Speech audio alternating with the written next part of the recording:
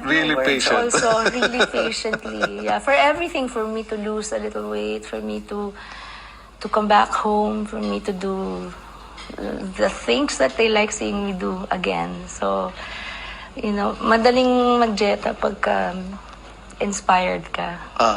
I heard, no? I hope you don't mind, you lost a lot, no? A lot. Ikaw na magsabi A lot. kung ilan. No? Siguro, as of today, all in all, maybe around 40 or more since I started. Yeah. Kasi ang laki ko talaga yung inabot ko. So I still have I have several more to lose and then, Masusot ko na ulit yung gown na gusto.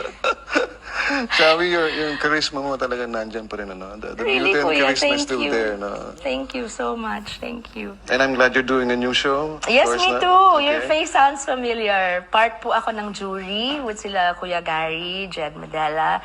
I'm so sorry, hindi ko pa alam yung buong Yes. listahan.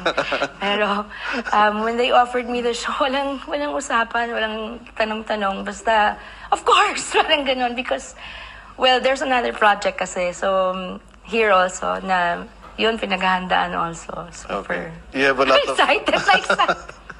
Okay. You have a lot of heavyweights, ha?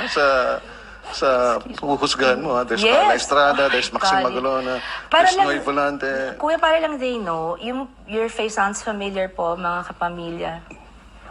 Mga kapamilya!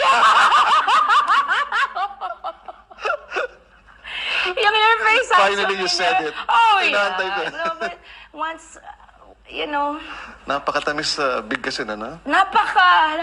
Tsaka hindi alam mo yung nag-start yung, parang yung buhay mo dito na kabubukas lang ulit, reopen lang ng ABS-CBN. So, bulok na yung ibang mga hanggang ni-renovate na.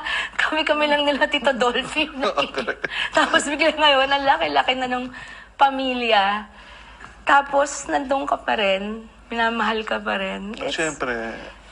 That's one thing never that's so changed, amazing yeah, to that me. never changed. That's what I was gonna say. That's always been amazing to me kasi we never lost touch.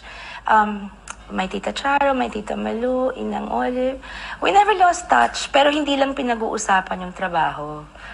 Pero yung love, hindi. I'm a kapamilya. I belong here. My heart belongs here. It always did. It always has. And I was like a fish out of water when I wasn't home. So now I can breathe again.